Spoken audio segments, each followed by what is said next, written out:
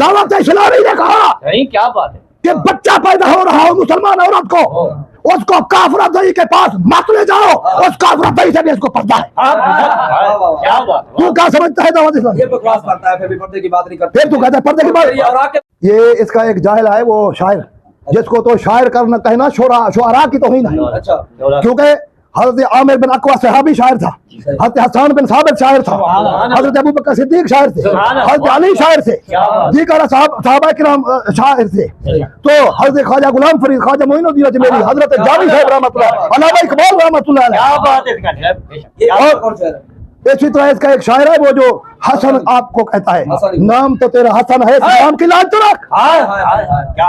نام حسن تو اچھا ہے مگر تو کون کا ہے۔ اس سے کسی نے پوچھا ہے کرنے، کہا کہ شاعر صاحب مفتی فضل احمد چشتی کے شاگرد صاحب، شاعر صاحب حسن چشتی صاحب، بتاؤ کہ پردے کے بارے میں انہوں نے کوئی بات کی ہے دعوت اسلامی والوں نے یا نہیں کی؟ تو اس ظالم نے کہا انہوں نے کبھی لا يدخل الجنت دیوس یہ نہیں کہا دعوت اسلامی نے۔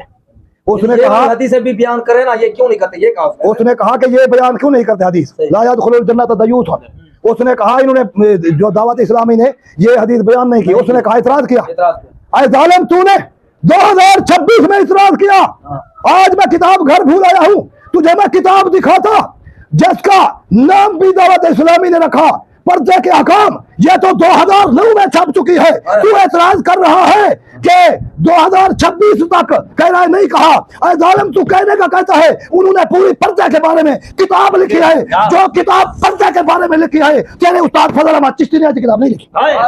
پردے کے بارے میں، حالانکہ دنیا جانتی ہے کہ فضل احمد چشتی کہتا ہے میں پردے کا حامی ہوں۔ جو تو باتیں کرتا ہے اس سے بھی کہیں بڑھ کر پردے کے احکام انہوں نے پتا ہے کیا لکھا اس میں کتاب میں، انہوں نے کہا یہ تو کہتا ہے کہ غیر محرم سے، یہ ہم بھی کہتے ہیں غیر محرم سے بھی پردہ ہے، دیور سے پردہ ہے، فلاں سے، چچا داد بھائی فلاں سے، انہوں نے یہ بھی لکھا، انہوں نے کہا مسلمان عورت ہے بچہ پیدا ہو رہا ہے حالانکہ مجبوری بھی ہے، انہوں نے کہا حتی الامکان کافرہ دئی سے بچے کی ولادت نہ کرائے کہ کافرہ عورت سے بھی پردہ ہے۔ تو کیا سمجھتا ہے دعوت اسلامی کو؟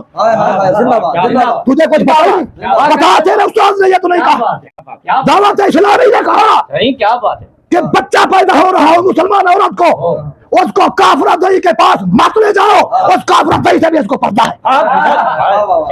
تو کیا سمجھتا ہے دعوت اسلامی؟ یہ بکواس کرتا ہے، پھر بھی پردے کی بات نہیں کرتے، پھر تو کہتا ہے پردے کی بات۔ اگلی ویڈیو میں تجھے کتاب دکھاؤں گا اور یہ حدیث نہ لکھی ہو، کتاب ہم اسی ویڈیو میں دکھا دیں گے، پردے کے بارے میں آقا چلو اسی ویڈیو میں دکھا دیں گے، وہ کتاب تجھے دکھاؤں گا۔ دعوت اسلامی نے لکھا ہے کہ لا يدخل الجنت دیوس، کہ دلہ بے غیرت جو ہے، اور دیوس کی اصل تشریح کر دوں، لوگوں کو معلوم نہیں، یہ اپنے سوا ہر کسی کو دیوس سمجھتے ہیں۔ دیوس اصل یہ ہے میرے آقا کے فرمان کی روشنی میں کہ دیوس کون ہے؟ دیوس وہ ہے جسے اپنی عزت کا درد نہ ہو اور پھر یہ نہ دیکھے کون اس کے گھر میں آتا ہے اور جاتا ہے، یہ اسے کوئی پرواہ نہ ہو، تو ایسا شخص دیوس ہے۔ حضرت امام حسین رضی اللہ تعالیٰ عنہ فرماتے ہیں کہ بے غیرت اور دلے کی ایک اور نشانی بھی ہے۔ آج کی حضور کون تھی؟ فرمایا جس کی بیوی بہت بڑی کپڑے پہنتی ہو سمجھ لینا اس کا خاوند بے غیرت۔ تو کیا کہتا ہے کہ فقط تم بندے کا بیان کرتے ہو؟ کون نہیں کرتا، بلکہ ایک مسجد سے مجھے اس وجہ سے نکالا گیا جب میں نے پردے کے بارے میں سخت بیان کیا تو میری چھٹی ہوئی، بہت عرصے کی بات ہے۔ یہی وجہ ہے کہ میں ایک وجہ سے مجھے فقط اس لیے بھی روکا گیا کہ ایک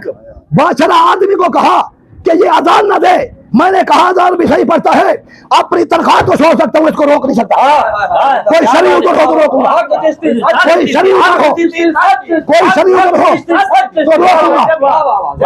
پھر میں نے فیصلہ کیا